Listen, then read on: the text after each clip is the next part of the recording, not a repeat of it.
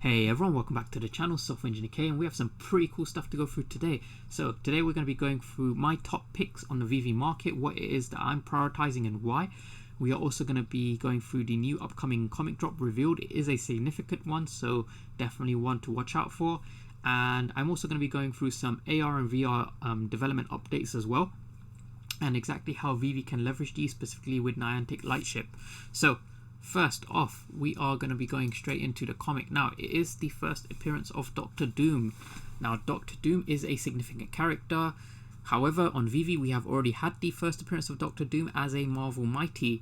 This comic book is the first appearance of Dr. Doom. Now, it is important to distinguish that VeVe, the first appearances of comics are separate to the first appearance of collectibles. Now, in comics, for example, we saw first appearance of Iron Man already, but we did see the first appearance of Iron Man as a golden moment statue as well. So it is important to differentiate that first appearance in comic doesn't mean it won't be a first appearance as a physical collectible anymore. But this comic does feature Dr. Doom, quite an iconic character, and this comic book, it is not a cheap one. 1.5s even, like, these aren't very good grades. They're going for 6.5, 5.5k GBP, so about $7,000 to $8,000. So that's not cheap. I believe a 9.8 doesn't even exist for this. The best I think is available is a 9.6. We've got a 5.5 here that's going for about $20,000. So this is not a expensive. This is not a cheap comic. It's not one of those comics that you find in the bargain bucket. This is like a very, very sought after, very exclusive comic. And first appearance of Dr. Doom, you can't fault that. I am personally going to be looking forward to this one.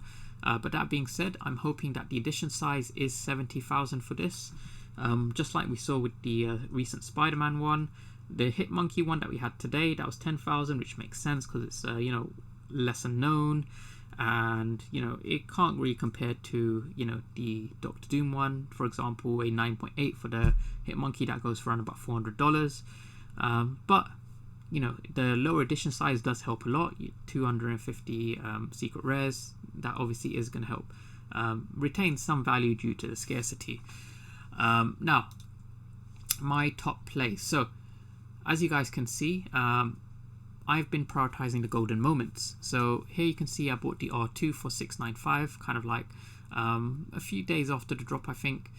And then now it's worth $2,359, nearly 2.4k floor. It's probably 2.4k floor now as I'm making this video. Same with the Elsa, it's a broken 1k, and I paid like $300 for it. The Mickey hat, back then it was $360, $370. I bought some at $800, but I knew it was going to go even higher. And now it's like 2.4k, so it's gone like 3x as well. Mickey and Walt, for anyone who's following that or anyone who holds, well done. That was 1.8k floor on the secondary, and now it's it touched 15k today.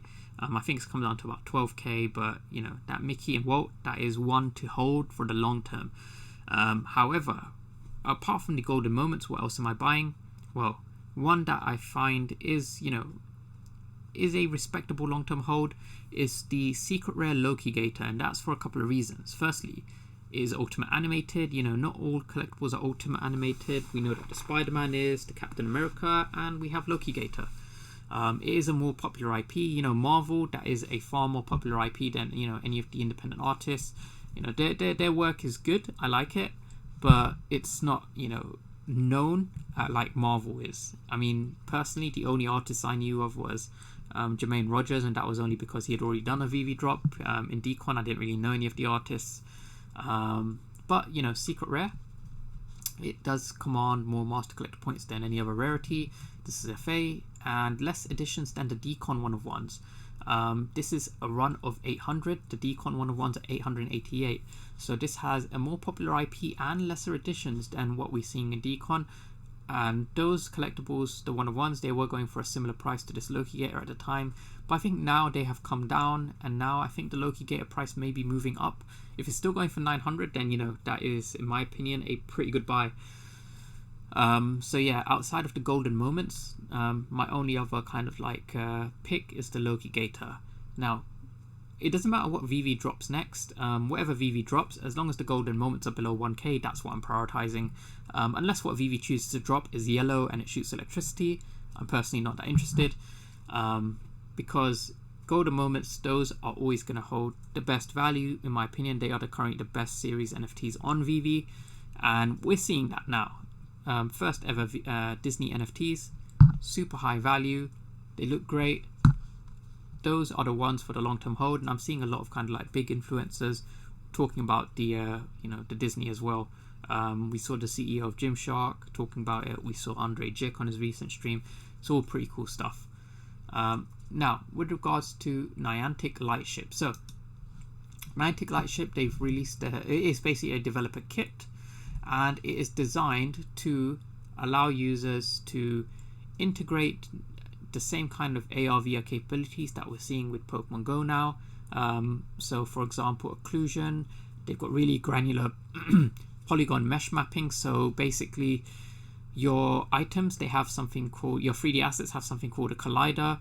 You can map a mesh in the physical world, and those digital assets can now interact with the physical world. So here you can see, the dice, they're not kind of like just ignoring the trees or going through them. They're bouncing off the trees. And if we were to do this with NFTs right now, VR, AR assets, for example, the ones on VeVe, they kind of like become superimposed on the real world. They don't kind of hide behind objects or anything like that yet. So, if we were to go to Niantic Lightship, they have quite a lot of content already out. So they've got a lot of tutorials on how to get started. They teach you about, meshing. They talk to you about occlusion, all of this cool stuff.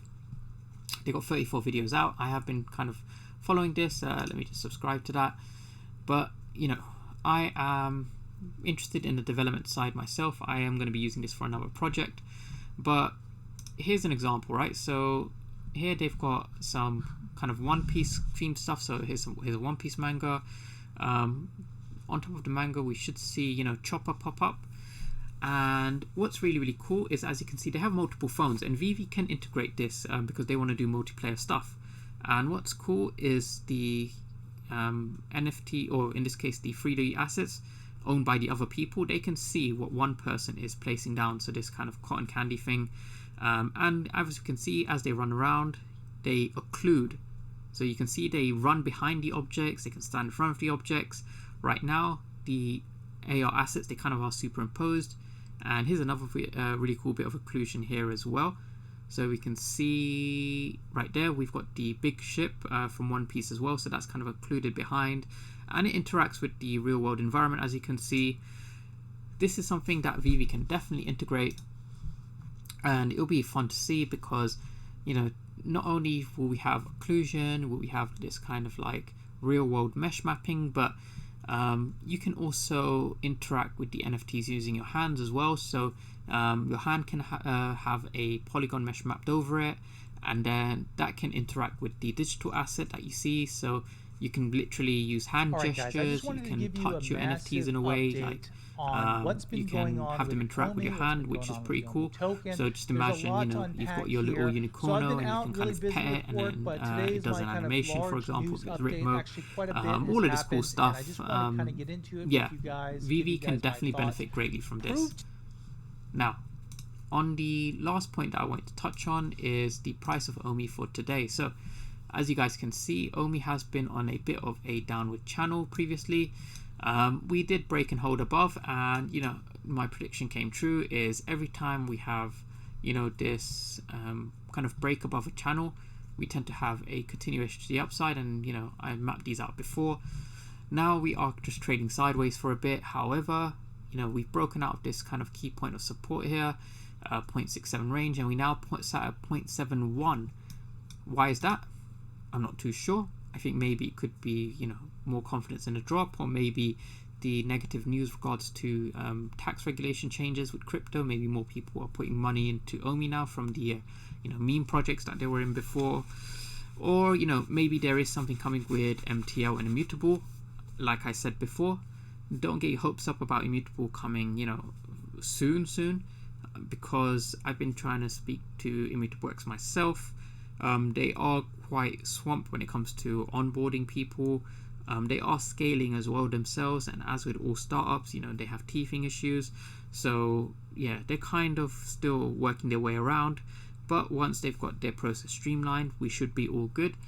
Now, on that point, I am still bullish about OMI breaking 1 cent this year, so we'll just have to sit back and wait. But for the meantime, like I said, we are going to continue trading sideways. I wouldn't expect us to break above 0.8 cent. Maybe we might touch it again, but you know, for the rest of the next few weeks, I predict OMI should kind of sit in this sideways range. It might recover a bit as the rest of the market recovers, but we'll see. However, I don't think we'll kind of break below this previous low that we saw of 0.55. I just don't believe we're going to touch that again. So yeah, that's pretty much everything I had to go through with you guys today. I will be announcing the winner of the t-shirt giveaway later this week too, so do stay tuned for that. And also we'll be giving you guys updates with regards to the community quiz coming up as well, so that should be pretty fun.